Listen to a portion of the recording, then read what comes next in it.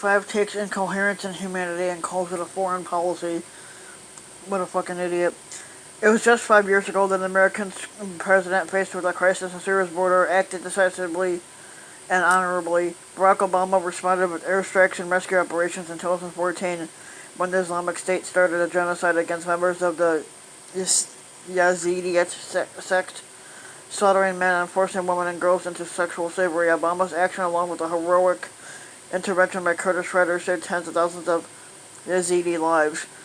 While America has never been able to right every wrong, America has made the world a more secure and prosperous place, Obama declared at that time.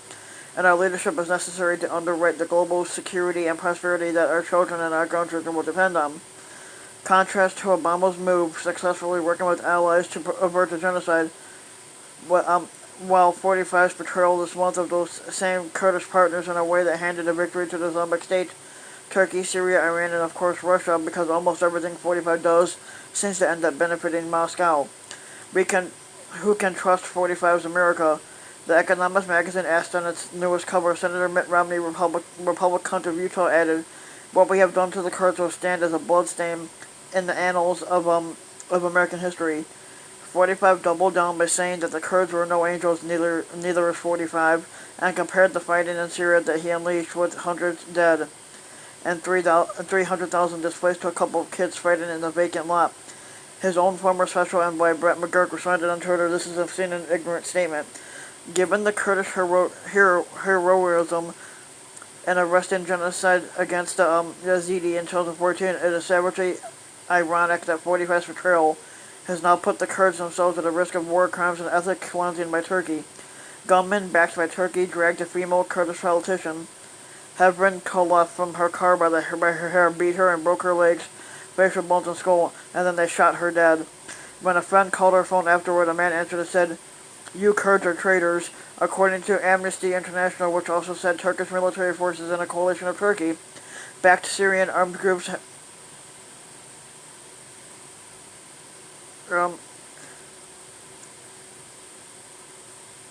have carried out war crimes.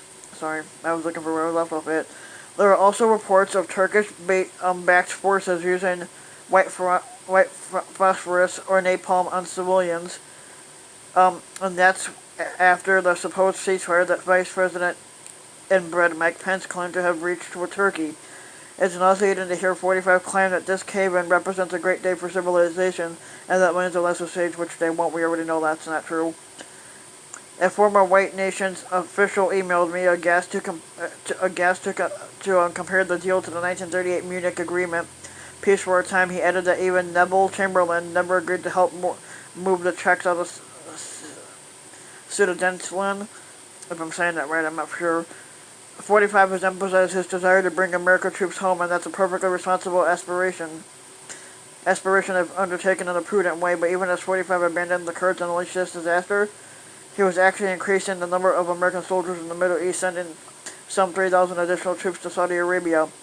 So we're sending more troops to Saudi Arabia to help a misogynist dictatorship that killed a journalist for an American newspaper, even as we betrayed the Kurds who have been trying to build a democratic enclave that empowers women. We're sending troops to Saudi Arabia to confront Iran, even as we give Iran a helping hand in Syria. This is where incoherence and humanity converge.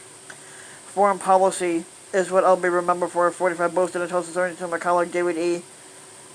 Sanger. Well, yes, by failing to prepare for a phone call with Turkey's leader and when allowing himself to be manipulated, 45 undid years of work in the Middle East, but he also is corroding the entire 75-year-old American post-war international order built on American credibility and values. Everyone knew that the United States did not always live up to its rhetoric, but also that its ideals and commitments counted for something until now. I began this column with a note of praise for Obama for confronting the Yazidi genocide and saving many lives. It's also true that Syria was Obama's greatest foreign policy failure, and I repeatedly criticized his passivity as hundreds of thousands were killed. Yet at least Obama was always wrestling deeply with the issue, seeking out expert opinions and trying to make the most informed decisions possible. While I questioned his judgment on Syria, I never doubted his seriousness, compassion, or integrity. 45, in contrast, is callow, reckless, and indifferent. What he has done in Syria is not foreign policy, it's vandalism. Yep, true.